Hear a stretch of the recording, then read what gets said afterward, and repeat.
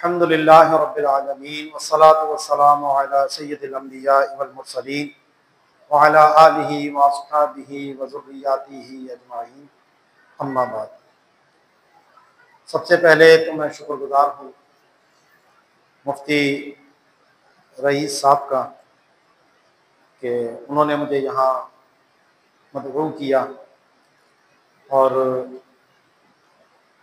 आज की जो हमारी ये नशिस्त है वो कुर्बानी के मसाइल जो आम तौर पर हर एक को दरपेश होते हैं उसके हवाले से। कुर्बानी करना ये हज़रत आदम अलैहिस्सलाम के दौर से ही चला आ रहा है। हाबील और काबिल की कुर्बानी का जिक्र हम सब ने सुन रखा है। और ख़ास तौर पर जो इस उम्मत मुस्लिमा पर यह कुर्बानी का हुक्म आया वो दीन इब्राहिमी से आया। और इसीलिए जब रसूलुल्लाह सल्लल्लाहु अलैहि वसल्लम से ज़ैद बिन अरक़म रज़ियल्लाहु ताला अन्हु ने पूछा कि ये कुर्बानियाँ क्या हैं, तो आपने फरमाया सुन्नतु अबीकुम इब्राहीम, कि ये तुम्हारे बाप हज़रत इब्राहीम अलैहिस्सलाम की सुन्नत है। फिर पूछा लोगों ने कि इसमें हमारे लिए क्या सवाब है, तो आप अलैहिस्सलातु वस्सलाम ने फरमाया कि हर बाल के बदले में जो जानवर के बदन के ऊपर है एक नेकी अल्लाह ताला अता फरमाता। तो किसी ने पूछा कि ऊन के बारे में क्या हुक्म है, क्योंकि भेड़ या दुम्बे के जिस्म पर तो बाल ज्यादा होते हैं। तो फरमाया कि ऊन के हर बाल के बदले में भी एक नेकी। तो ये बहुत नेकी का काम है, अल्लाह का कुर्ब हासिल करने का एक जरिया है। अल्लाह को ये बात पसंद है कि उसके नाम पर जानवरों की कुर्बानी दी जाए। इसीलिए हदीस पाक में फरमाया कि जो पैसा कुर्बानी के ऊपर खर्च किया गया तो अल्लाह ताला को वो रुपया सबसे ज्यादा प्यारा। इसी तरह अबू दाऊद शरीफ और तिरमिज़ी की रिवायत में कि नबी करीम सल्लल्लाहु अलैहि वसल्लम ने इरशाद फरमाया कि यौम नहर यानी 10 ज़िलहिज्जा को कुर्बानी करने यानी खून बहाने से बढ़कर अल्लाह को कोई और अमल प्यारा नहीं। और जानवर अपने सींग, अपने बाल, अपने खुरों के साथ क़यामत के दिन आएगा और अभी उसका खून जमीन पर नहीं गिरता कि अल्लाह की बारगाह में वो कबूलियत का शर्फ पा लेता। तो इसलिए फरमाया खुश दिली के साथ कुर्बानी किया। याद रखिए कि कुर्बानी करना साहिब हैसियत पर वाजिब है। वाजिब का मतलब यह होता है कि अगर कोई नहीं करेगा तो गुनहगार होगा। नफल के अंदर, मुस्तहब के अंदर इंसान को इख्तियार होता है कि चाहे वो काम करे या ना करे, लेकिन वाजिब को अमल करना है। लेकिन ये हर एक पर वाजिब नहीं है, क्योंकि ये खर्चा होता है, इसके अंदर पैसे लगते हैं। तो ये माली इबादत से इसका ताल्लुक है। जिसके पास माल होगा, जो साहिब हैसियत होगा, उसके ऊपर अल्लाह ने इस कुर्बानी को रखा। तो सबसे पहले कुर्बानी की तारीफ क्या है हमें यह समझना चाहिए कि मखसूस जानवर को मखसूस वक्त में अल्लाह की कुर्बत की नियत से ज़बहा करना यह कुर्बानी या उदहिया कहलाता है। तो इसमें वक्त भी मखसूस है, जो 10 जुल्हिज्जा की सुबह से लेकर 12 की मगरिब से पहले तक, इस वक्त के दौरान कुर्बानी होनी। दूसरा कि जानवर भी मखसूस है, जिसमें 3 तरह के जानवर हैं। ऊंट है, गाय है और बकरा है। ऊंट में एक कोहान वाला हो, 2 कोहान वाला हो, सफेद रंग का हो, काले रंग का हो, भूरे रंग का हो, जो भी ऊंट की नस्ल है वो सब इसमें शामिल है। इसी तरह जो गाय है, तो गाय की जितनी भी नस्लें हैं, ऑस्ट्रेलियन है, पाकिस्तानी है, क्रॉस नस्ल है कोई, तो इसी तरह भैंस भी गाय ही की जिन्स में शामिल, भैंस हो, भैंसा हो। इसी तरह जो गिलगित बल्तिस्तान में जानवर होता है, यॉर्क जिसको कहते हैं हम, वो भी गाय भैंस ही की नस्ल है। उसके जिस्म पे बड़े बाल होते हैं, क्योंकि वो ठंडे इलाके में होता है, तो इसलिए उसके जिस्म पर बाल ज्यादा होते हैं। तो गाय, भैंस, यॉर्क, जो भी इसकी नस्ल है उसकी कुर्बानी। और तीसरा है बकरा या बकरी। इसमें जो भेड़ है और दुम्बा है, यानी चाहे चक्की वाला हो या बगैर चक्की का हो। इसी तरह इसमें और नस्लें भी आती हैं। हमारे पाकिस्तान में तो ये 2 ही तरह की होती हैं। एक मैंने वहां देखी, वो बर्बरी नस्ल की कहलाती है, तो वो भी सब इसी के अंदर ही शामिल है। इसके लिए लफ्ज़ शात इस्तेमाल किया जाता है अरबी में, गनम का लफ्ज कहते हैं, तो ये सबको शामिल है। बकरी, बकरा, भेड़, दुम्बा, ये सब इसमें शामिल। इन 3 के अलावा किसी और की कुर्बानी नहीं हो सकती, क्योंकि ये इबादत है, और इबादत उसी तरह होगी जिस तरह अल्लाह ने हुक्म दिया है। इबादत के मामले में हम अपनी अकल नहीं लड़ा सकते।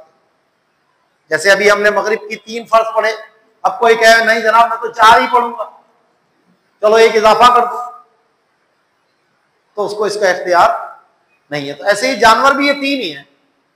इसके अलावा और जो जानवर हैं, अगरचे वो खाना हलाल है, हिरन है जैसे, खाना हलाल है, शुतुरमुर्ग है, खाना हलाल है, मुर्गा है, खाना हलाल है, लेकिन इन चीजों की कुर्बानी नहीं हो सकती, क्योंकि यहां जो जानवर पर छुरी फेरकर जो खून बहाया गया, ये जो सवाब मिलता है ये उसी तरीके से मिलेगा जिस तरह अल्लाह और उसके हबीब सल्लल्लाहु अलैहि वसल्लम ने हमें बयान फरमाया। अच्छा, इसके बदले अब कोई ये कहे कि चलो मैं पैसे गरीबों में बांट देता हूं, सदका कर देता हूं, तो इससे भी ये वाजिब अदा नहीं होगा, क्योंकि हर इबादत अपने तौर पे ही अदा की जाएगी। अब कोई ये कहे जनाब मैं मगरिब के फर्ज की जगह पर ज़कात दे देता हूं या लोगों में पैसे बांट दूं, तो उससे नमाज होगी? भाई पैसे देना एक अलग अमल है, नमाज पढ़ना एक अलग अमल है। तो ऐसे जानवर पे छुरी फेरकर उसका खून बहाना ये इबादत है, और ये इबादत इसी तरीके से अदा होगी, किसी और तरीके से ये अदा नहीं हो सकती। आपने पैसे सदका करने हैं, बिल्कुल कीजिए, किसने रोका है आपको? हजारों नहीं, लाखों नहीं, करोड़ों नहीं, अरबों लुटा दीजिए आप अल्लाह के नाम पर, लेकिन वो जो कुछ भी करेंगे वो नफली सदक़े का सवाब मिलेगा, क्योंकि ज़कात फर्ज है, सदका फितर वाजिब है, तो जो फर्ज अदा करेंगे वो फर्ज का सवाब मिलेगा, जो वाजिब अदा करेंगे वो वाजिब का सवाब मिलेगा, और जो नफली करेंगे तो वो नफल का सवाब मिलेगा। तो फर्ज का सवाब सबसे ज्यादा होता है, उसके बाद वाजिब का सवाब ज्यादा होता है, फिर सुन्नत मुअक्कदा का सवाब ज्यादा होता है, फिर सुन्नत गैर मुअक्कदा का सवाब ज्यादा होता है, और उसके बाद फिर मुस्तहब और नफल का नंबर आता है। तो अगर आप करोड़ों रुपए सदका देंगे तो नफली सदका है, तो सवाब क्या मिलेगा? नफल का मिलेगा। लेकिन कुर्बानी में जो आप पैसा इस्तेमाल करेंगे जितने रुपए भी कुर्बानी पे खर्च हुए वो वाजिब के सवाब के लिए खर्च किए गए, तो उसमें सवाब नफली सदक़े से ज्यादा मिले। अगर आपने अल्लाह को राजी करना है ना भाई, पैसा खर्च करके गरीब पर भी मकसद क्या है? अगर दुनिया की नामवरी है, शोहरत है, वाहवाह है, तो कोई फायदा नहीं, ये सब लपेट कर मुंह पे मार दिया जाएगा। लेकिन अगर मकसद अल्लाह को राजी करना है तो फिर अल्लाह को राजी उसी तरीके से किया जाएगा जैसा अल्लाह ने फरमाया है, उसमें हम अपनी अकलें नहीं लड़ा सकते। तो ये आजकल के बाद जो सेकुलर्स हैं, लिबरल्स हैं, मुल्हिदीन हैं, उनको बड़ी तकलीफ होती है। वो जनाब ये इतने लाखों करोड़ों रुपए, अरबों रुपए ये कुर्बानी में जाया कर दिए जाते हैं। और भाई तुम्हें किसने कहा ये जाया कर दिए जाते? ये हमने अपने रब को राजी करने के लिए इबादत में खर्च किए हैं, हमें इसका अजर मिलेगा, हमें इसका बदला मिलेगा, हमें इसका सवाब मिलेगा, अल्लाह का कुर्ब हासिल होगा। तो आपको इससे क्या तकलीफ है? जो इस तरह के मशवरे देना, गरीब का दर्द उठता है बाज लोगों को। मुख्तलिफ इबादत के मौके पर, ईद मिलादुन नबी के मौके पर किसी को दर्द उठता है, किसी को हज के मौके पर यह दर्द उठता है, वो जी हज ना करो, उम्रा ना करो। यानी जो मुसलमानों की इबादत है उसी पर ही आपको तकलीफ होती है, और दीगर लोग हैं वो काम करते हैं, दीगर मज़ाहिब वाले खर्चा करेंगे, उस पर कोई बात नहीं करेगा। तो आप उस पर करें ना करें, हमें उससे कोई गरज नहीं है। लेकिन अल्हम्दुलिल्लाह हमारा ये खर्चा अल्लाह को राजी करने के लिए है, और जब तक दम में दम है अल्हम्दुलिल्लाह मुसलमान इस सुन्नत इब्राहिमी को जारी और सारी रखें, ठीक है ना। तो इसलिए ऐसे किसी प्रोपेगेंडे में आने की जरूरत नहीं है, और दिल को छोटा करने की भी जरूरत नहीं। और ये बात हमेशा जहन में रखिए कि अल्लाह को ना खून पहुंचता है, ना जानवर की खाल पहुंचती है, ना गोश्त पहुंचता है, उसे तो तकवा पहुंचता है जो दिल में नियत हो। तो कोई भी जानवर की कुर्बानी करें, छोटा है, बड़ा है, ताकतवर है, कमजोर है, कम कीमत का है, ज्यादा कीमत का है, खूबसूरत है, बदसूरत है, ये सब हमारे कहने की बातें। असल चीज इखलास कितना है, अल्लाह को राजी करने की नीयत कितनी है, ये चीज अहमियत रखती है। अगर किसी ने अल्लाह को राजी करने के लिए एक कमजोर जानवर की भी कुर्बानी की, तो वो अल्लाह की बारगाह में कबूल हो सकती है, बमुकाबला उस फरमा जानवर के कि जिस पे बड़े पैसे खर्च किए गए, लेकिन मकसद जो है वो लोगों को दिखलावा करना था, गोश्त का उसूल था, तो फिर उसको सवाब से कोई ताल्लुक नहीं है।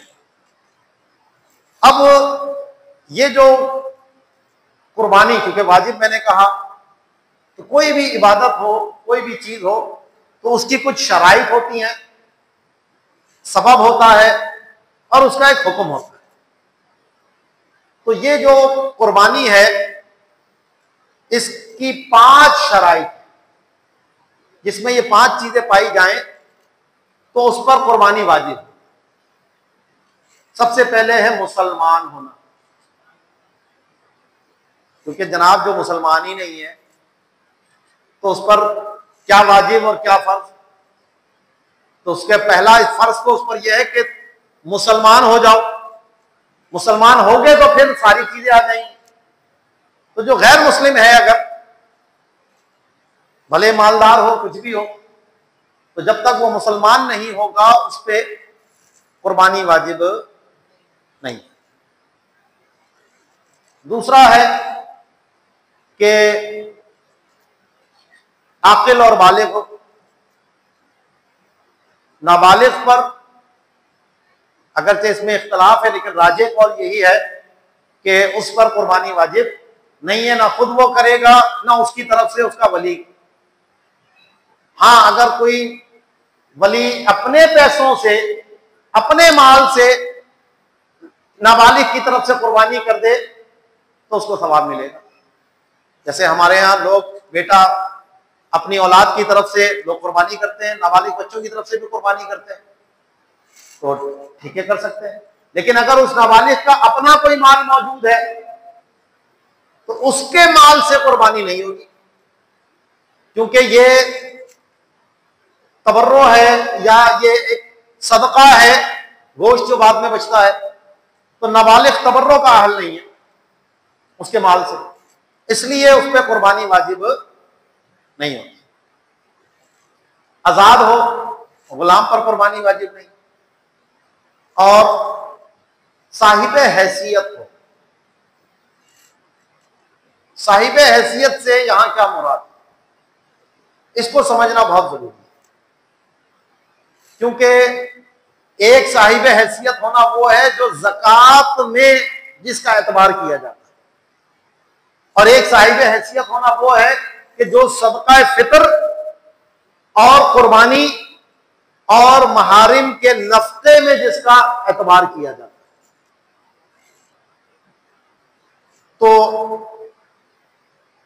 अगर किसी शख्स की मिल्कियत में 7.5 तोला सोना है या 52.5 तोला चांदी है, या कोई ऐसा साजो सामान है जो उसकी जरूरियात जिंदगी के अलावा है और उसकी मालियत 52.5 तोले चांदी की कीमत को पहुंच जाती है, तो उसके ऊपर कुर्बानी वाजिब है। आज की जो अभी की तारीख है उसमें जो चांदी का तोला है वो 3,536 रुपए है। 3,536 रुपए अभी आज की तारीख की बता दूं। तो इस एतबार से ये जो 52.5 तोले चांदी के पैसे बनेंगे वो 1,85,000 और 600 कुछ रुपए, 640 रुपए, यानी समझ लीजिए 1,86,000 रुपए आप राउंड फिगर रखें। तो अगर किसी के पास 1,86,000 रुपए हैं जो उसकी जरूरियात जिंदगी के अलावा है, बचत जिसको हम कहते हैं, सेविंग जिसको हम कहते हैं, या कोई ऐसा साजो सामान है, कोई प्लॉट लेके डाला हुआ है, कोई बैंक में पैसे रखाए हुए हैं, किसी कारोबार में पैसे लगाए हुए हैं, तो जिसकी मालियत 1,86,000 के करीब पहुंच रही है, तो उसके ऊपर कुर्बानी वाजिब है। इसके लिए मर्द होना शर्त नहीं है। अगर मर्द की मिल्कियत में इतने पैसे हैं तो उस पर कुर्बानी वाजिब है, और अगर औरत की मिल्कियत में है तो औरत पे कुर्बानी वाजिब है। अगर घर में एक बंदा ऐसा है तो एक बंदे पर कुर्बानी वाजिब होगी। अगर घर में 2 अफराद ऐसे हैं जिनकी अपनी जाती मिल्कियत इतनी मालियत को पहुंच रही है तो 2 पर कुर्बानी वाजिब होगी। 3 है तो 3 पर हो जाएगी, 4 है तो 4 पे हो जाएगी। तो ये जो तसव्वुर है कि जनाब घर में 5 बंदे हैं तो एक बकरा सबकी तरफ से कर दें, तो ये नहीं हो सकता भाई। हर एक पर इबादत अपनी अपनी है ना। हर एक बंदा नमाज अपनी अपनी पढ़ेगा, या एक बंदा नमाज पढ़ेगा पूरे घर की तरफ से होगी, या एक बंदा रोजा रखेगा पूरे घर वालों की तरफ से रोजा हो गया। ऐसा हो सकता है? नहीं हो सकता। तो फिर ये कुर्बानी कैसे हो सकती है? तो कुर्बानी भी वाजिब है, इबादत है, तो जिसके जिम्मे पर आएगी उसी ने अदा करना है। अगर वो अदा नहीं करेगा तो गुनाहगार होगा, क़यामत के दिन अल्लाह की बारगाह में जवाबदेह होगा उसका। ठीक है ना। तो जितने अफराद होंगे घर में जो इस तरह की माली हैसियत रखते होंगे उनके ऊपर कुर्बानी करना हर एक पर वाजिब हो। ठीक है। अब कुर्बानी का सबब क्या है? कुर्बानी का जो सबब है वो है वक्त। और वो वक्त कौन सा? 10 जुल्हिज्जा की सुबह फजर से 12 की मगरिब से पहले। इस टाइमिंग में अगर किसी के पास ये इतना माल आ गया तो उस पर कुर्बानी वाजिब होगी। मसलन 10 तारीख की सुबह पैसे नहीं थे, 11 तारीख को कहीं से किसी ने तोहफे में पैसे दे दिए या कोई कमेटी खुल गई, कहीं से पैसे आ गए, 11 तारीख को पैसे आ गए, तो उस पर कुर्बानी वाजिब हो जाएगी। हाँ, अगर 12 की सूरज डूबने के बाद पैसे आए तो कुर्बानी वाजिब नहीं, क्योंकि वो जो टाइम था, वक्त मखसूस जो मैंने कहा था आपको, उस वक्त के अंदर ये होना जरूरी था, और उस वक्त में पैसे नहीं है तो इसलिए उसके ऊपर कुर्बानी भी वाजिब नहीं। ठीक है। अब जब इंसान कुर्बानी करता है तो जो वाजिब इंसान के जिम्मे पर आया था वो वाजिब अदा हो जाएगा, और अगर नीयत दुरुस्त है, कोई दिखलावा नहीं है, तो क़यामत के दिन अल्लाह की बारगाह से अजर और सवाब भी उसको हासिल हो। अच्छा, ये तो वो मैंने कुर्बानी का बताया था कि जो जिसका ताल्लुक माल और इन चीजों से। एक कुर्बानी और भी है जो वाजिब हो जाती है कि किसी ने अगर नजर मानी, बाद औकात बच्चा बीमार है या कोई मुश्किल में है, तो इंसान कह देता है कि जी मेरा ये काम अगर हो गया तो अल्लाह के लिए मुझ पर ये करना लाजिम है, रोजे रखना, सदका देना या कुर्बानी करना, इसको कहते हैं नजर। तो अगर वो काम हो गया तो इस नजर को पूरा करना भी वाजिब होता है। ठीक है। तो अगर किसी ने जानवर कुर्बान करने की नजर मानी कि बकरा ईद पर जानवर कुर्बान करूंगा, तो फिर वो जानवर कुर्बान करना भी उस पर लाजिम हो जाता है। इसमें एक तीसरी चीज भी है कि अगर कोई ऐसा शख्स है कि जिस पर कुर्बानी वाजिब तो नहीं है, लेकिन वो कुर्बानी की नीयत से जानवर खरीदता है,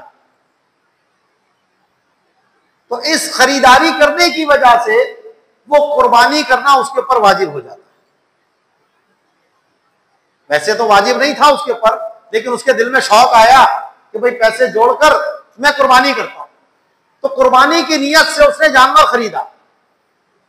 तो जैसे ही जानवर कुर्बानी की नीयत से खरीदेगा, अब यही जानवर कुर्बान करना इसके ऊपर लाजिम और वाजिब हो जाएगा। ठीक है। इसमें मैंने ये कैद लगाई है कि जानवर खरीदते वक्त कुर्बानी की नीयत। अगर मिसाल के तौर पर किसी के पास पहले से जानवर मौजूद था, जैसे कोई बकरियां पालता है और बकरी ने बच्चा दिया, उसने नियत की यार इसको चलो बकरा ईद पे कुर्बान कर दूं, तो ये वाजिब नहीं, ये क्योंकि खरीदारी नहीं की उसने इस जानवर की इस नियत से, ये तो पहले से इसकी मिल्कियत में मौजूद था। तो जो चीज पहले से मिल्कियत में मौजूद हो, अगर उसमें कुर्बानी की अगर नियत करे तो वो वाजिब नहीं होता। बाद लोग इसमें बड़े सवालात कर रहे होते हैं कि जी हमने तो नियत की थी, अब क्या करें, अब वो बकरा बीमार हो रहा है या ये हो रहा है या मुझे अच्छे पैसे मिल रहे हैं, तो क्या ये बेच सकता हूं, नहीं बेच सकता। तो इसका उसूल मैंने आपको बता दिया कि जिस पर तो कुर्बानी वाजिब है तो उसने तो करनी है, और जिस पर कुर्बानी वाजिब है उससे जानवर मुअय्यन नहीं होता, उसमें वो कोई भी जानवर ज़बह करेगा तो उसका वाजिब अदा हो जाएगा। लेकिन जो फकीर शख्स जिस पर कुर्बानी वाजिब नहीं थी, अगर उसने कुर्बानी की नियत से जानवर खरीदा तो उस पर इसी जानवर की कुर्बानी करना वाजिब होता है। अब वो जानवर को तब्दील नहीं कर सकता। इसी तरह इसमें एक शर्त और थी कि मुसाफिर ना हो, जो 92 किलोमीटर या उससे ज्यादा के इरादे से सफर पर हो, तो मुसाफिर पर भी कुर्बानी वाजिब नहीं होती, अल्लाह की तरफ से रुख्सत है। क्योंकि सफर की हालत में इंसान के पास पैसे होते हैं, नहीं होते, जानवर दस्तयाब होते हैं, नहीं होते, तो ये मखसूस वक्त के अंदर मामला है, तो अल्लाह की तरफ से ये हम पर रुख्सत है कि मुसाफिर के ऊपर कुर्बानी वाजिब नहीं होती, लेकिन अगर कर ले वो तो वो हो जाएगी। यही मसला निकलता है कि जो हाजी लोग हज पर जाते हैं, तो हाजी जो हज पर कुर्बानी करते हैं उसका ताल्लुक हज से है कि हज तमत्तो करने वाला या हज क़रान करने वाले पर वो हज की कुर्बानी वाजिब होती है, वो तो करेंगे। और वो कुर्बानी हुदूद हरम में ही होगी, मक्के के अंदर होगी, वो पाकिस्तान में नहीं हो सकती। जो हज की कुर्बानी है वो मक्के में ही होगी, वो पाकिस्तान या किसी और जगह पर नहीं हो सकती, मदीना शरीफ में भी नहीं हो सकती। हाँ, अब जो हज पर गया है अगर वो वहां पर मुसाफिर नहीं है, क्योंकि अगर 15 दिन या उससे ज्यादा की नियत कर ली उसने तो वो मुकीम हो गया, अब वो मुसाफिर नहीं है। और अगर वो साहिब हैसियत भी है, जो अभी मैंने सारी शराइत बताई, तो उसके ऊपर ये बकरा ईद वाली कुर्बानी भी वाजिब होगी। बाज लोग इसमें बहुत कंफ्यूज होते हैं कि भाई वो तो कुर्बानी वहां हो रही है, यहां कैसे उसके नाम की कुर्बानी हो रही है।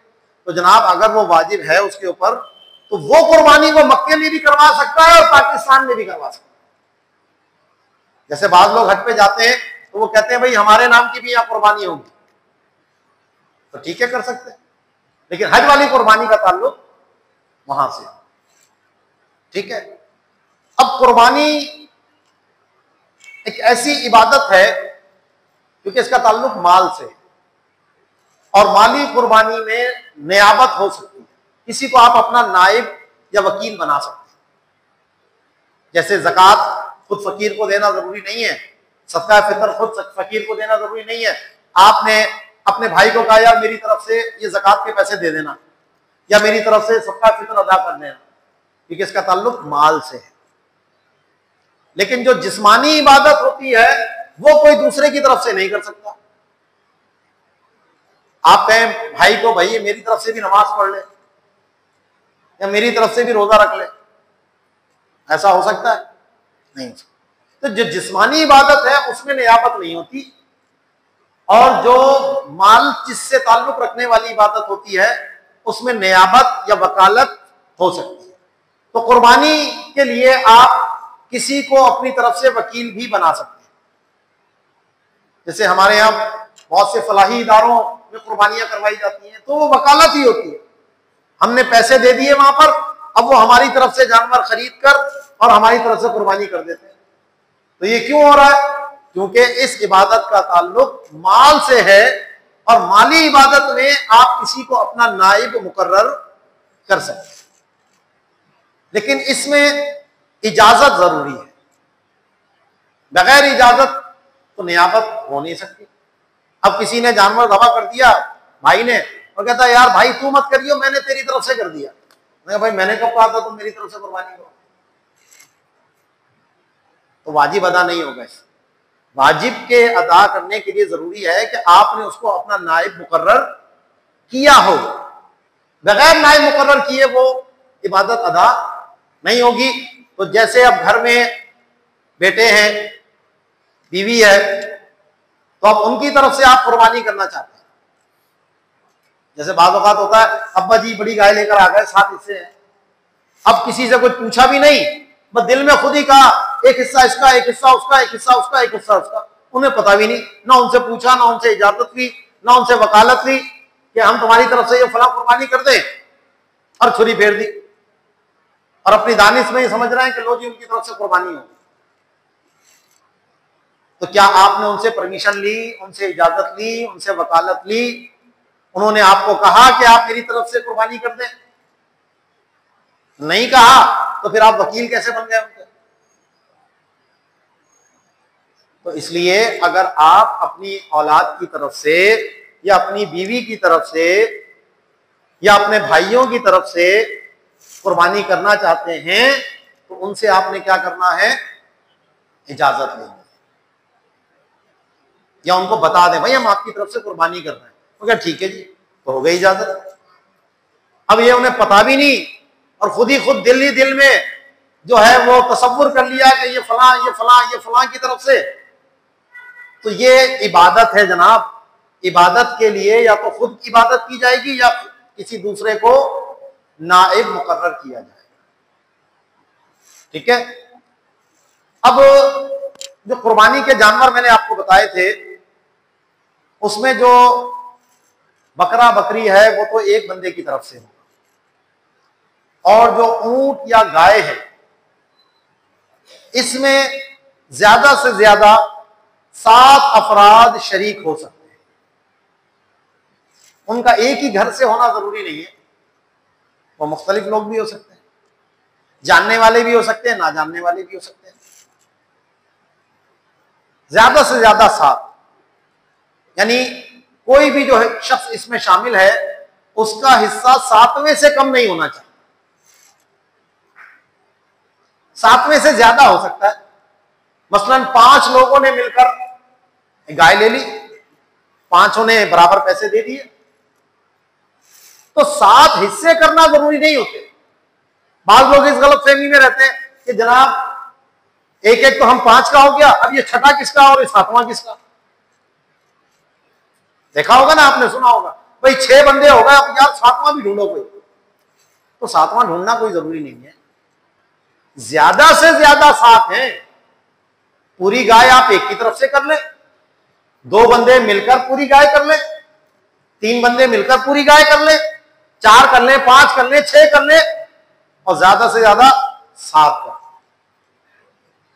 7 से कम हो सकते हैं, 7 से ज्यादा नहीं हो सकते, और उसमें भी यह शर्त है कि 7वें हिस्से से कम किसी का ना हो।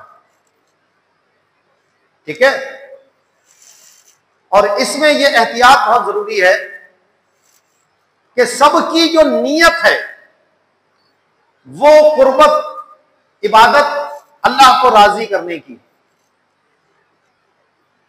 अगर किसी एक की भी नीयत में खराबी आ गई, या कोई एक शख्स भी ऐसा है जो इबादत का अहल ही नहीं है, तो किसी की भी कुर्बानी नहीं। मसलन एक शख्स है, उसकी शादी है ईद के बाद, उसने कहा चलो भाई मेरा भी हिस्सा मिला देना, वो गोश्त में शादी में काम आ जाएगा मेरे। कुर्बानी मकसद नहीं है उसकी, उसको शादी के लिए गोश्त चाहिए था। उसने कहा चलो बाजार से खरीदूंगा, तो चलो भाई ये मेरा हिस्सा डाल दो, वो मैं गोश्त मुझे चाहिए, बाजार से खरीदना, चलो ये खरीद लूंगा मैं। बाकी 6 कुर्बानी कर रहे थे, तो किसी एक की भी कुर्बानी नहीं है। क्यों? वजह इसकी यह कि कुर्बानी किस चीज का नाम था? खून बहाने का। जानवर पर ज़बह करके उसका खून बहाना, और ये तो एक ही अमल है, एक ही अमल है ना ये। तो या तो ये कबूल होगा या कबूल नहीं होगा, इसमें तजज़्ज़ी नहीं है, जुज़ नहीं है कि भाई आधा कबूल हो गया आधा नहीं हुआ, ये 6 इससे कबूल होगा 1 नहीं हुआ, ऐसा नहीं हो सकता। तो सबका कबूल होगा या किसी का भी कबूल नहीं होगा। तो इसलिए जो हिस्से वाले हैं उनमें खास तौर पर यह देख लेना चाहिए कि कोई ऐसा बंदा तो इसमें शामिल नहीं हो रहा कि जो इबादत का अहल ही नहीं है। मसलन किसी ऐसे गुमराह फिरके से उसका ताल्लुक है जो हद कुफर तक पहुंच गया है। कादियानी तो नहीं है कोई, राफजी तो नहीं है कोई, आगा खानी तो नहीं है कोई, है ना ये। तो अब अगर ऐसा बंदा आपकी कुर्बानी में आ गया तो फिर क्या होगा? किसी की भी कुर्बानी नहीं। तो ठोक बजा कर किसी को शामिल करें अपने साथ। ठीक है। दूसरा यह कि जो इस तरह की कुर्बानी है जो मुश्तरक है, उसमें जो गोश्त की तकसीम का मामला है यह बड़ा अहम है। ये गोश्त वजन के साथ बराबरी करके देना जरूरी है, क्योंकि असल में ये जो जानवर था पूरा, मसलन 7 हिस्से हैं इसके अंदर, तो इसको हम कहते हैं मिल्के मुशा, यानी ज्वाइंट ओनरशिप है सब। ज्वाइंट ओनरशिप का मतलब गाय के हर हिस्से में 7 का हिस्सा है। ये नहीं है कि अगली टांग तेरी पिछली टांग उसकी और सीना इसका और गर्दन उसकी, मुश्तरक है ना सबके दरमियान। तो गाय की हर बोटी में सबका हिस्सा है। अब जब जानवर ज़बा हो गया, चलो तो अल्लाह की रजा के लिए हो गया, अब गोश्त सबका बराबर है, तो इसमें हर बोटी में दूसरे का हिस्सा भी होता है। तो जब हम उसको तकसीम करते हैं तो गोया के बंदा अपना हिस्सा देकर उसका हिस्सा ले रहा होता है। तो गोया ये बै का माना यहां पाया जा रहा है, खरीदो फरोख्त का माना पाया जा रहा है। और खरीदो फरोख्त के मसले में जब जिन्स एक हो और वजन भी पाया जाए तो वहां बराबरी होना शरीयत की तरफ से लाजिम है, वरना सूद और रिबा लाजिम आ जाता है। और आपको पता है सूद और रिबा अल्लाह और रसूल से जंग है, और इसमें कोई राजी हो या ना राजी हो इससे भी कोई फर्क नहीं पड़ता। कोई दे मैं अपनी मर्जी से सूद दे रहा हूं तुझे, तो कोई हलाल थोड़ी हो जाएगा। तो यहां जो ये हुक्म है कि गोश्त को वजन करके दिया जाए और बराबरी के साथ दिया जाए, ये अल्लाह की तरफ से है, ये हक़ुल्लाह का मामला है, इसमें बंदा कोई माफी नहीं दे सकता। अब कहें जनाब तराजू से तोलना हर बोटी को, ये तो बड़ा मुश्किल काम है। तो अब इसके दो सूरतें बन सकती हैं जिसमें आपको आसानी मिल जाए। एक तो यह कि गोश्त के अंदर कलेजी, सिरी पाए, फेफड़े वेफड़े सब मिक्स कर लें, क्योंकि कलेजी अलग जिन्स है, फेफड़ा अलग है, पाए अलग है। अगरचे वो उसी जानवर के हैं, लेकिन अगर मैं कहूं भाई गाय का गोश्त ले आओ और आप मुझे कलेजी लाकर दे दें, तो मैं क्या कहूंगा, भैया मैंने गोश्त कहा था, कलेजी नहीं कही। हमारे यहाँ कलेजी अलग मानी जाती है, गोश्त अलग माना जाता है। अब हाँ, गोश्त एक ही होता है, चाहे रान का ले लें, चाहे सीने का ले लें, चाहे गर्दन का ले लें, वो गाय का गोश्त ही कहलाएगा। तो दूसरी जिन्स को अगर उसके साथ शामिल कर दिया जाए तो फिर अंदाजे से भी तकसीम की जा सकती है। तो इसमें आपको मिक्स करना पड़ेगा। अब बाद लोग क्या करते हैं, कलेजी अलग तकसीम कर लेते हैं, फेफड़े वगैरह अलग तकसीम कर लेते हैं और गोश्त को अलग तकसीम करते हैं। तो इसमें आपको फिर वजन करके बराबरी करना पड़ेगा। लेकिन अगर मिक्स कर दिया आपने, गोश्त में मिक्स कर दिया, तो भाई किसी के पास गोश्त भी गया और कलेजी की बोटी भी गई, और यहां जो गई तो वो एक दूसरे के मुकाबिल हो जाएगी, जिन्स को खिलाफे जिन्स फेर दिया जाएगा। एक सूरत यह है। दूसरी सूरत यह है कि सातों बंदे मिलकर किसी आठवें आदमी को अपना वो जानवर हिबा कर दे कि भाई ये सारा गोश्त हमने तुम्हें तोहफे में दिया, जो इन सात के अलावा है। अब वो मालिक हो गया, इसका हिबा पे कब्जा कर लिया उसने। अब उसके बाद वो अंदाजे से इन सबको बांट दे। अब वो उसने आपको तोहफा दिया, तो अब क्योंकि मालिक वो था, तो इसमें अब वो बै का जो माना है वो मौजूद नहीं है। तो ये एक आसानी आपके पास मौजूद है अगर आप बगैर तोले गोश्त की तकसीम करना चाहते हैं। तो बाज फलाही इदारों में किया जाता है, या बाज जगह पर ऐसा है जी कि जी इतना गोश्त आप ले जाएं, बाकी हम गुरबा में तकसीम करेंगे, वो कर सकते हैं। इसमें कोई शरन हरज की बात नहीं है। मसलन गोश्त का हिस्सा बनता है 18 किलो का, 15 किलो का, उन्होंने कहा जी 5 किलो गोश्त हम आपको देंगे, बाकी गरीबों में बांट देंगे।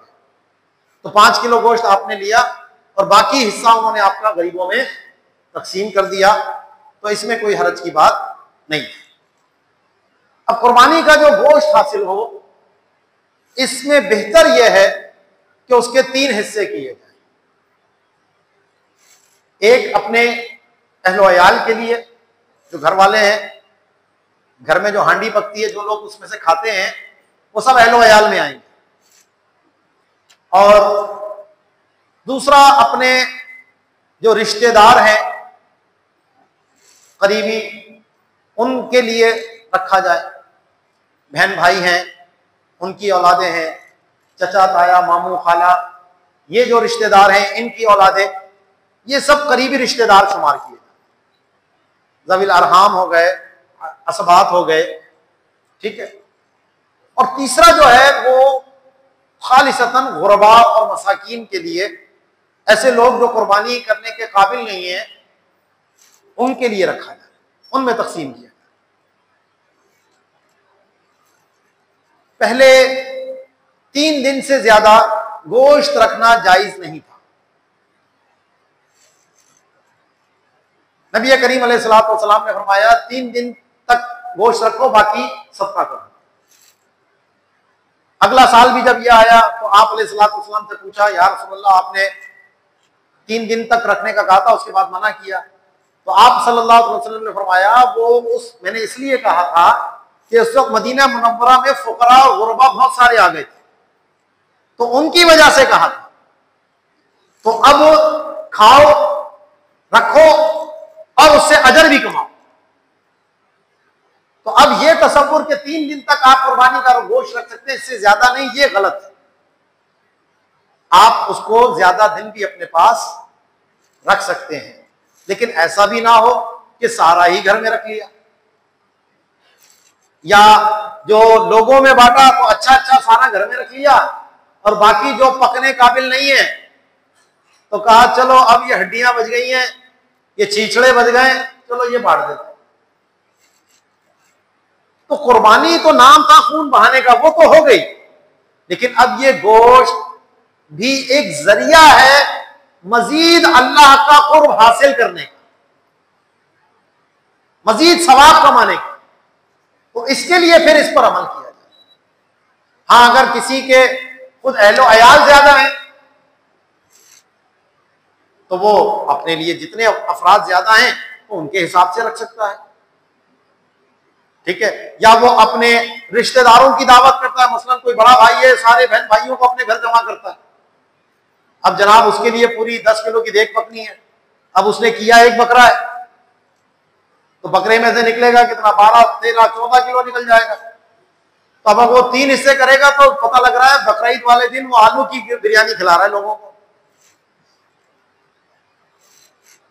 तो उसको कहेंगे भाई ठीक है, तुम जब बहन रिश्तेदारों को खिला रहे हो, बहन भाइयों को खिला रहे हो, तो वो बकरा देग में डलवा दो। तो पहले हक अपना अपने अहलो अयाल का है। बाज लोग दूसरों में बांट रहे होते हैं, अपने अपने रिश्तेदारों को भूल जाते हैं। तो याद रखिए, बंदे पर उसके नफ्स का भी हक है, उसके अहलो अयाल का भी हक है, उसके रिश्तेदारों का भी हक है। हदीस पाक में फरमाया, इब्दा बिमन बिनफ्सिका व बिमन तऊल, अपने आप से इब्तिदा कर और जो तेरी किफालत में है, जो तेरे अयाल में है, उनसे इब्तिदा कर। पहले उनके अखराजात देखें, फिर जो करीबी रिश्तेदार है। तो करीबी रिश्तेदारों को देने में 2 सवाब मिलते हैं।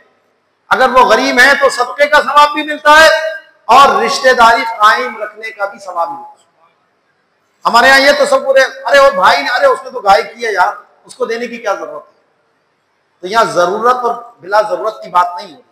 वो एक हिस्सा आपने रख लिया जो गरीबों के लिए है, जिन्होंने नहीं की उनके लिए हो गया। ये जो आप अपने भाई को दे रहे हैं, बहन को दे रहे हैं, मामू को दे रहे हैं, खाला को दे रहे हैं, चचा को दे रहे हैं, ये है उस रिश्तेदारी का तकाजा जो आप उसको अदा कर रहे हैं। इसमें यह नहीं देखा जाएगा कि उसने कुर्बानी की है या नहीं की। ये रिश्तेदारी का हक है, ये कराबत का हक है जो आप अदा कर रहे हैं, ठीक है ना। तो इसमें यह नहीं देखेंगे कुर्बानी की है या नहीं की। कुर्बानी की है जब भी भेजें, ये एक मोहब्बत, एक ताल्लुक, एक उसकी बात होती है कि जी फलां के घर से भाई ने दिया मेरे घर पे। तो वैसे हम हर साल खरीद के ही खाते हैं ना, अभी भी खा सकते थे, लेकिन ये एक मोहब्बत का इजहार होता है कि तहादु तहाबु, एक दूसरे को हदिया दिया करो, इससे आपस में मोहब्बत बढ़ेगी, ठीक है।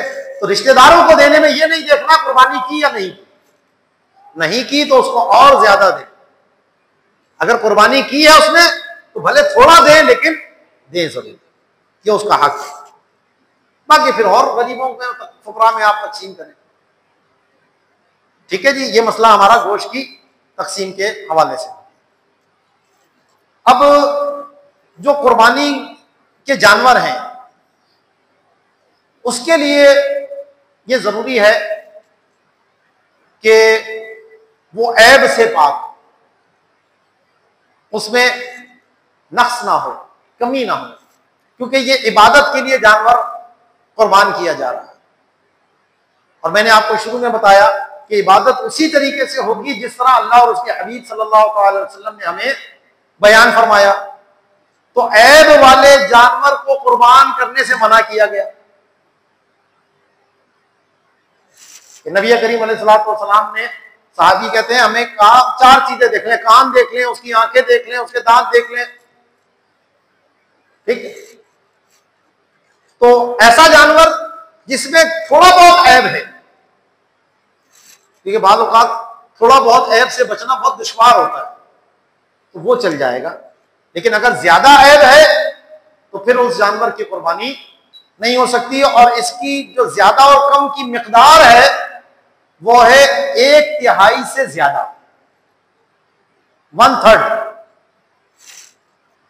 यानी 100 रुपए में 33% तक अगर है तो ये कलील में आएगा, और इस 33% से बढ़ गया तो ये कसीर में चला गया।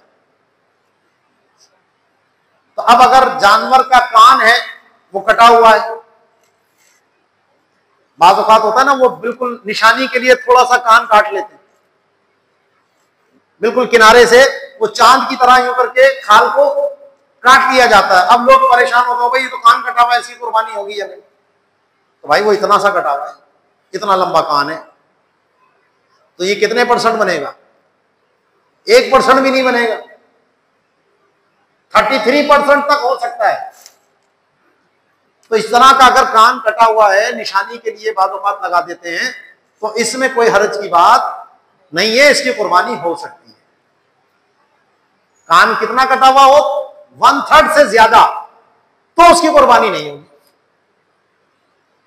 ऐसे ही अगर नाबीना जानवर है या काना है, इसकी भी कुर्बानी नहीं होगी। आंख एक ऐसी चीज है कि जो जानवर की मनफात के लिए होती है। ऐसे ही जानवर की दुम है, अगर वो 1/3 या उससे ज्यादा कट गई, 1/3 से ज्यादा कट गई, तो उस जानवर की कुर्बानी नहीं होगी। जब बात गाय की दुम पकड़ के खींची, वो अब दुम कहां से होगी? जो उसकी जड़ है कमर की, वहां से लेकर नीचे तक, तो बाज़ औक़ात वो बालों वाला हिस्सा जो है वो अलग हो गया। लेकिन पूरी दुम से अगर देखें तो 1/3 से कम है, तो कुर्बानी हो सकती है, ठीक है। इसी तरह जानवर के जो सींग हैं वो अगर टूटे हुए हैं तो उसकी कुर्बानी नहीं। लेकिन सींग टूटने से क्या मुराद है, यह समझना जरूरी है। सींग टूटने से मुराद यह है कि एक तो सींग का ऊपर वाला हिस्सा होता है जो सख्त होता है, एक अंदर नरम हिस्सा भी होता है उसका। तो वो अगर टूटा और टूटकर जख्म सर की खोपड़ी तक पहुंच गया तो उसकी कुर्बानी नहीं है। बाज़ औक़ात वो बकरे आपस में लड़ गए, तो क्या है, वो नोक वाला हिस्सा उसका टूट गया, होता है ना, तो उसकी कुर्बानी हो जाएगी, कोई मसला नहीं। या ऐसे आजकल जैसे गाय के सींग जो है वो बचपन में ही उसके निकाल दिए जाते हैं, क्योंकि आजकल हमारे यहाँ जो बगैर सींग वाली गाय है उसकी कीमत ज्यादा मिलती है, खूबसूरत लग रही है, या उसको जो है वो बच्चे को मारपीट नहीं करेगी, वो टक्कर नहीं मारेगी, खतरनाक नहीं होगी, तो लोग इसलिए बगैर सींग वाले जानवर को ज्यादा पसंद करते हैं। उसकी कीमत सींग वाले के मुकाबले में ज्यादा दे रहे होते। तो अब ये जो उसके सींग निकाले गए, ऑपरेशन करके या बाज़ औक़ात तेजाब डाल दिया जाता है, जिससे वो सींग जो है वहीं पर जल जाते हैं, उगते नहीं है मजीद, और वहां कोई जख्म वगैरह नहीं होता। वो जानवर बिल्कुल ठीक ठाक होता है, सलामत होता है, सेहतमंद होता है, चल रहा होता है, खा पी रहा होता है, तो इसकी कुर्बानी करने में कोई हर्ज नहीं, ठीक है। तो जहां सींग टूटने की बात है वहां मुराद ये कि सर के अंदर उसके जख्म पैदा हो जाए, तो उस जानवर की कुर्बानी नहीं। ऐसे ही वो जानवर के जिसके दांत गिर गए हों और वो चरने के काबिल ना हो, तो उसकी कुर्बानी नहीं। लेकिन अगर वो चरता है, खा रहा पी रहा है, सही है, उसके दांत गिरे हुए हैं, और आमतौर पर जो आगे के दांत हैं वही चेक कर रहे होते हैं, तो अगले दांत गिर गए, कोई ठोकर लगी, किसी ने बकरे ने टक्कर मारी, उसके आगे के दांत गिर गए। तो जनाब आगे के दांत खाने के लिए नहीं होते। बकरा बकरी खाता किधर से? साइड की जड़ों से, जो दाढ़े हैं उसकी, वो तो यहां से खाता है। हम भी जो आगे के दांत हैं ये पकड़ने के लिए होते हैं, काटने के लिए होते हैं। चबाने के दांत हमारे साइडों पे होते हैं, ये दाढ़ें होती हैं हमारी, हम इससे चबा कर खाते हैं। तो आगे के दांत अगर बकरे के या गाय के गिर गए तो इससे उस पर कुर्बानी पर कोई फर्क नहीं पड़ेगा, क्योंकि पीछे के दांतों से वो चबा के खा रहा है, सेहतमंद है। ऐसे ही जानवर लंगड़ा हो गया तो उसकी कुर्बानी भी नहीं होगी। लंगड़े से मुराद ये कि वो चार टांगों पे ना चल रहा है, उछल उछल के चल रहा है, टांग की हड्डी बालों का टूट जाती है। जैसे गाय है खास तौर पर इसमें कि जब उसको गाड़ी से नीचे उतार रहे होते हैं तो कुछ लोग बड़े अनाड़ीपन का मुजाहरा करते हैं, उसको खींच खाच के बस किसी भी तरीके से गाड़ी से उतारना है। तो वो छलांग मारी बालों का, तो उसने पांव गलत पड़ा तो पांव की हड्डी उसकी टूट गई, तो इसकी कुर्बानी नहीं है। अब वो कहे जनाब मेरा क्या कसूर है, मैं तो इतने पैसे लगा के लाया हूं। तो जनाब आप इबादत अदा करने के लिए लाए हैं, इबादत अदा करनी है तो उसी जानवर से होगी जो अल्लाह ने फरमाया, आपकी मर्जी से नहीं होगी। अब आप इस जानवर को भले बेच दें बाद में, और कोई दूसरा जानवर आपको लाना पड़ेगा अगर कुर्बानी वाजिब है। ठीक है, कुर्बानी के जानवर की उम्र कितनी होनी चाहिए, यह बहुत अहम मसला है। तो अगर बकरा या बकरी है तो 1 साल, गाय है तो कम से कम 2 साल, और ऊंट है तो कम से कम 5 साल। ये जो हमारे यहां कहा जाता है 2 दांत का जानवर, कहते हैं ना 2 दांत जानवर चलेगा, तो असल ये उम्र है कि बकरा बकरी 1 साल का हो, गाय है कम से कम 2 साल की हो, ऊंट है तो कम से कम 5 साल का। तो आमतौर पर क्योंकि बकरा 1 साल में अपने दांत गिराकर नए दांत उगा लेता है, 13 महीने में 14 महीने में ये हो जाता है। ऐसे ही गाय भी तकरीबन 2 साल जैसे ही पूरे होते हैं उसके दांत गिर के नए उगना शुरू हो जाते हैं। ऐसे ही ऊंट का मामला है। तो अब जब हम जानवर खरीदने जाते हैं मार्केट में तो हम उसकी उम्र का अंदाजा उसके दांतों से लगाते हैं, क्योंकि हमारे पास कोई और पैमाना नहीं है कि जिससे हम उसकी उम्र मालूम कर सकें। अब जानवर के कोई बर्थ सर्टिफिकेट तो होते नहीं है, क्या आप कहें जी बर्थ सर्टिफिकेट दिखाइए इसका, कौन सी तारीख को पैदा हुआ था ये, तो ऐसा तो नहीं है। अब वो बकरीद के दिनों में कुर्बानी के जानवर के रेट आम दिनों के मुकाबले में ज्यादा होते हैं, 20-20%, 30-30%, 50-50% ज्यादा हो जाते हैं। तो अब जो व्यापारी होता है उसकी कोशिश ये होती है कि मैं इन दिनों में अपना जानवर बेच दूं ताकि मुझे अच्छी कीमत मिल जाए। तो अब बाद औक़ात ऐसा जानवर है कि जिसकी दांत अभी नहीं आए, जिसको हम अपने उर्फ में खीरा जानवर कहते हैं। भाई उम्र का पक्का है, खीरा है, लेकिन तो वो बेचने वाला क्या कहता है, ओ जी पूरा साल का हो गया है, गाय को कहेगा जी पूरे 2 साल की हो गई है।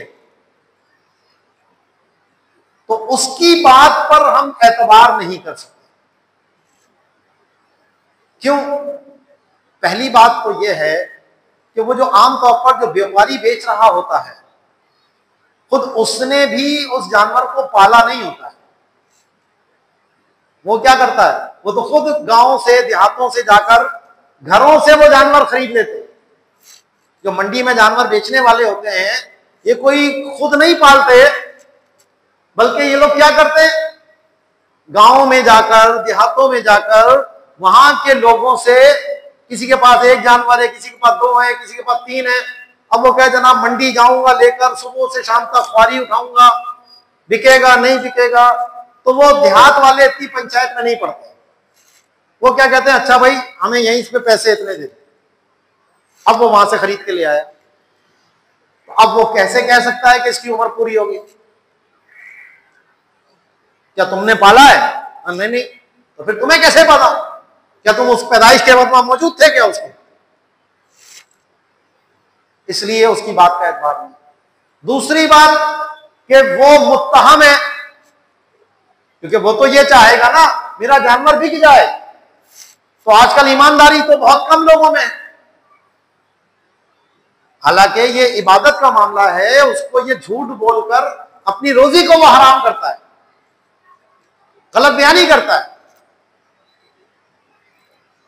तो उसकी बात पर हम एतबार नहीं करेंगे जब तक के जानवर के दांत पूरे ना हो जाएं, वो जानवर हरगिज ना खरीदे। अब इसमें भी क्या दो नंबरियां होती हैं। अब जानवर ने दांत तो अपने वक्त पे गिराना है, तो ये इसके लिए क्या करते हैं कि जानवर के जो अगले दांत होते हैं उनके ऊपर रबड़ बैंड बांध देते हैं, रबड़ बैंड चढ़ा देंगे उसके ऊपर। क्यों? उससे वो दांत हिलने लग जाएगा, क्योंकि जो दांत गिरने वाला होता है ना उसके अंदर फिर जो झिरी पैदा होती है, जो कच्चे दांत हैं, दूध के दांत हैं, वो यूं मिले हुए होंगे, और जब गिरने वाले होंगे तो उनके दरमियान जो पहले झिरी सी पैदा होगी, फिर वो दांत गिरेगा। तो वो उसके ऊपर रबड़ बैंड बांध देते हैं ताकि वो वक्त से पहले दांत गिर जाए। और कुछ तो ऐसे भी करते हैं कि वो प्लास वगैरह पकड़कर या कोई चीज से दांत उखेड़ लेते हैं, और फिर कहेंगे ओ जी देखो दांत गिर गया, आने वाला है दांत, बस गिर गया ना बस। तो आप ये देख लीजिए नीचे दूसरा दांत उगरा है या नहीं उगरा, क्योंकि दांत अगर आपने वक्त से पहले गिरा भी दिया तो नीचे वाला दांत तो अपने वक्त पर ही आएगा, क्योंकि वो तो जड़ मसूड़े के अंदर पैदा होकर फिर आगे बढ़ते बढ़ते बढ़ते फिर बाहर निकलता है ना, कोई ऊपर से तो आ नहीं जाता, तो उसने तो अपने वक्त पे आना है। तो अगर नीचे दांत नजर आ रहा है तो इसका मतलब है कि ये दांत जेन्युइन तरीके से गिरा है, अपने मामूल के मुताबिक गिरा है। लेकिन अगर नीचे दांत नजर नहीं आ रहा तो फिर आप वो जानवर ना खरीदें, क्योंकि इसमें ये कभी गुमान है कि वो दांत उसका जबरदस्ती गिराया गया। हाँ, एक दांत आ गया, दूसरा दांत गिर गया या थोड़ा सा निकल गया, वो दो दांत जानवर माना जाएगा, क्योंकि आमतौर पर जब एक दांत गिर जाता है और नीचे आ जाता है तो वो उम्र अपनी पूरी कर चुका होता है, वो जानवर आप ले सकते हैं। तो आमतौर पर मंडी में लोग जाते हैं, बड़े धोखे खाते हैं इस मामले में। वैसे देखा बड़ा सेहतमंद है, खूबसूरत है, ये कीमत कर रहे हैं, लेकिन अब वो दांत देखना जो है ना वो हर एक को आते भी नहीं है। इसमें भी क्या कर देते हैं, बाद लोग ये समझे जी नया दांत जो होगा वो छोटा होगा साइज में, तो वो बाज क्या करते हैं, वो घिस देते हैं उस दांत को, वो छोटे छोटे दिख रहे हैं। मैंने कई चीजें खुद ये देखी हैं। तो जनाब आसान सी पहचान बताता हूं, जो दूध का दांत होगा ना वो सफेद होगा, चिकना होगा, साइज में छोटा होगा, और जो नया दांत आया है वो पीलेपन पे होगा, थोड़ा सा खुरदुरा होगा, और उसका साइज चौड़ाई में होगा जैसे नाखून है। दूध का दांत ऐसा होगा जैसे ये छोटी उंगली का नाखून। ये तीन चीजों की पहचान करते हैं, और जरा अगर आप तसल्ली से देखेंगे दो चार दफा तो आपको खुद समझ में आ जाएगी। अब बाद औक़ात क्या होता है, बंदा लुट के आ जाता है वहां से, गलत जानवर ले आया, दांत वांत है नहीं। अब वो क्या कहता है, अरे यार अल्लाह मालिक है, अल्लाह कबूल करने वाला है। अरे वाह भाई वाह, तो अल्लाह ने ही तो ये आकाम दिए ना। इबादत तुम अल्लाह के बताए हुए तरीके से करोगे, अपनी तरीके से करोगे। तो अगर तुमने धोखा खाया है और कुर्बानी वाजिब है तो या तो जाके उसको पकड़ के वापस करके आओ, या फिर ये जानवर ईद के बाद कसाईयों को भेज देना। तो दूसरा जानवर लेना पड़ेगा। तो अपनी इबादत को एहतियात से अदा करेंगे तो ही वो इबादत होगी ना। अब आप रश में खड़े हुए हो, नमाज पढ़ रहे हो, वुजू टूट जाए और कहे अरे अल्लाह कबूल करने वाला है, बेवुजू नमाज होगी? ओ पागल आदमी, बगैर वुजू नमाज कैसे पढ़ रहा है? तो जब वो जानवर 2 साल का पूरा नहीं हुआ गाय, तो तुम 2 साल के पहले के जानवर उसमें छिरी फेर के समझ रहे हो कि मुझे इस पर सवाब मिलेगा। वो गोश्त मिलेगा, सवाब नहीं मिलेगा। वो गोश्त का जानवर है। जैसे हदीस पाक में फरमाया, आगे मसला भी है ये कि शहर में कुर्बानी करने के लिए जरूरी है कि ईद की नमाज हो चुकी हो, उसके बाद जानवर कुर्बान किया जाए। तो एक सहाबी ने क्या करा, नमाज से पहले ही जानवर दफा कर दिया। अब जब खुतबे में ये बात सुनी तो अर्ज की, या रसूलल्लाह सल्लल्लाहु अलैहि वसल्लम, मैं तो ये समझ रहा था आज खाने पीने का दिन है, तो मैंने तो इसलिए सुबह ही सुबह जानवर दबा किया ताकि खाना तैयार होगा, पड़ोसियों को भी खिलाऊंगा और खुद घर वालों को भी खिलाऊंगा। तो आप अलैहिस्सलाम ने फरमाया, वो तो गोश्त की बकरी थी तुम्हारी, यानी गोश्त मिल गया तुम्हें, खाओगे तो हलाल है, लेकिन सवाब उससे कोई ताल्लुक नहीं है। समझ आई बात? तो इबादत उसी तरह होगी जिस तरीके से इबादत करने का हुक्म दिया गया है। उससे हटकर अगर आप करेंगे तो उस तरह इबादत नहीं होती। हाँ, जहां गांव देहात, जहां जुम्मा नहीं होता, ईद की नमाज नहीं होती, तो वहां पर आप तुलुए फजर के बाद भी कुर्बानी कर सकते हैं, और बेहतर यह है कि तुलुए आफ्ताब के बाद करें।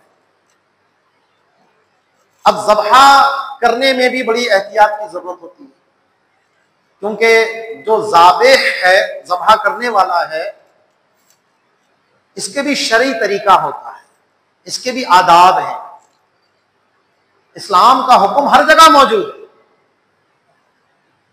अगर ज़ब्हा करने वाला मुसलमान ही ना हो तो वो जानवर हलाल थोड़ी होगा, वो क्या हो जाएगा, मुर्दार हो जाएगा। तो इसीलिए ऐसे गुमराह फिरके का बंदा नहीं होना चाहिए जिसपे हद कुफ्र हो चुका है। वो कुर्बान करेगा तो कुर्बानी तो अलग, सवाब को बाद वो गोश्त भी हराम हो गया। इसलिए कसाई भी सुन्नी पकड़े, बद मजहब कसाई नहीं चाहिए। दूसरा कि बिस्मिल्लाह ही अल्लाह अकबर कहकर ज़ब्हा किया हो। अगर भूल गया एकदम हड़ाहुड़ी के अंदर तो वो जानवर हलाल हो जाएगा, लेकिन अगर जानबूझ के किसी ने नहीं पढ़ी तो वो जानवर हलाल नहीं। अब बाज़ औक़ात क्या होता है, वो कसाई छुरी पकड़ा हुआ होता है और घर का बंदा भी अपना हाथ उस पर रख लेता है, या छोटे बच्चे का किसी का हाथ रखवा देते हैं, चल बेटा तू भी हाथ रख ले, होता है ना ऐसा। तो अब जितने हाथ छुरी पर हैं उन सब का तकबीर पढ़ना जरूरी है। अगर किसी ने यह समझा चल भाई असल कसाई तो यह है, मैंने तो सिर्फ हाथ रखा हुआ है, मुझे तकबीर पढ़ने की क्या जरूरत, वो जानवर मुर्दार हो जाएगा, कुर्बानी का सवाब भी गया और वो गोश्त भी हराम हो गया। तो इसलिए जो भी है उसको कहें कि भाई सब पढ़ो। बाज़ औक़ात होता है ना, वो आसपास खड़े हुए लोग भी पढ़ रहे होते हैं, वो छुरी चलाने वाला खामोश है। तो भाई असल पढ़ना तुमने है, ये जो आड़ोस पड़ोस तमाशाई है उनका पढ़ने से कोई फर्क नहीं पड़ेगा, वो पढ़े ना पढ़े, लेकिन जो छुरी चला रहा है उसका तकबीर पढ़ना ये जरूरी है। तीसरी बात कि जानवर में 4 रगें होती हैं, 2 खून की, एक सांस की नाली और एक खुराक की नाली। जो यहां साइड पे 2 रगें होती हैं उसको बदजैन बोलते हैं। जब हम काटते हैं तो देखें खून की 2 धारें सी यूं निकल रही होती है ना, और एक गर्दन होती है हल्कूम और उसके साथ एक दूसरी नाली सी जा रही होती है। ये 4 रगों को काटना होता है। इन 4 रगों का अक्सर हिस्सा कट जाए या इन 4 में से अक्सर यानी 3 रगें कम से कम कट जाए तो वो जानवर हलाल हो जाए। बाकी वो जो हराम मगज तक उसको काट कर लेके जा रहे हैं और जाकर उसकी गर्दन में जो है वो छुरियां मार रहे हैं, या उसके सीने को चीर कर उसके दिल में जो है वो रग काट रहे हैं, वो जी जानवर जल्दी ठंडा हो जाएगा। तो ये बिला वजह जानवर को ईजा देना है, तकलीफ देना है। और इसके नुकसानात क्या है? जानवर जितना हिलजुल करता है तो उसके बदन में जो बहता खून है, दमे मसफू जिसको कहते हैं, वो निकल जाता है। इसलिए जो जानवर जितना हिलजुल करेगा उसका खून भी उतना ज्यादा बहेगा। और जब वो उसकी रग काट देते हैं तो उसका नुकसान क्या होता है? जानवर हरकत करना छोड़ देता है और उसका खून निकलना बंद हो जाता है। तो अब वो खून कहां जाता है? वो खून गोश्त के अंदर सरायत करता है, और ये खून हमारे लिए नुकसानदेह है, बीमारियां फैलाता है। इसीलिए कुर्बानी के गोश्त को जल्दी खराब हो गया। क्यों खराब हुआ? ज़बह सही से नहीं किया, उसका खून निकलने ही नहीं दिया, पहले उसके दिल की रग काट दी, उसने तड़पना बंद कर दिया। तो ये अगर या तो खुद ज़बह करे तब भी इसका ख्याल रखे, और अगर किसी कसाब को बुलाया है तो उसको भी कहे भाई ये रगे काट दी है, अब छोड़ दे इसको, जानवर को ठंडा होने दे। वो अपने 5 मिनट बचाने के चक्कर में जानवर को ईजा भी पहुंचाते हैं, आपके गोश्त को भी खराब कर देते हैं। हलाल तो हो जाएगा, वो हराम नहीं है जानवर को, लेकिन इससे नुकसान भी हुआ और गुनाह भी हुआ। इसी तरह बात लोग क्या करते हैं, वो जानवर को घसीटम घिसाटी कर रहे हैं, तो भाई जहां गिराना है वहां गिराओ, वहीं से ज़बह करो उसको। और जानवर को बाएं पहलू पे लिटाकर जो है वो ज़बह किया, किबला रुख करके। लोगों को किबला रुख करना भी नहीं आता, वो क्या करते हैं, वो यूं करके उसको यूं लंबा कर देंगे और गर्दन यूं टेढ़ी करके उसको कहना जी किबला रुख हो गया। तो किबला रुख होने का मतलब ये है कि जानवर की टांगे इधर किबले की तरफ होंगी और चेहरा उसका यूं करके किबले के सामने हो, तो ये किबला रुख करना कहलाता है। बायां पहलू होगा ना उल्टा, जब उसको उल्टी की तरफ यूं करके गिराएंगे तो उसकी टांगे यूं किबले की तरफ हो जाएंगी और मुंह बिल्कुल किबले के सामने होगा। और अब उसकी गर्दन के पास पांव रखकर वहां से छुरी फेरनी, और छुरी भी वो तेज धार होनी चाहिए कि पता लग रहा है कि वो फिर मारे जा रहा है, हाथ में ताकत नहीं है, नहीं कभी सब्जी नहीं काटी, अब वो गले पे समझ रहा है कि जैसे वो मक्खन काट रहा हूं। तो या तो छुरी इतनी तेज हो कि सही से चल जाए, या फिर हाथ में ताकत हो कि वो उसको ज़बह। ठीक है, तो इन चीजों का जो है वो ज़बह के वक्त ख्याल रखना ये जरूरी है।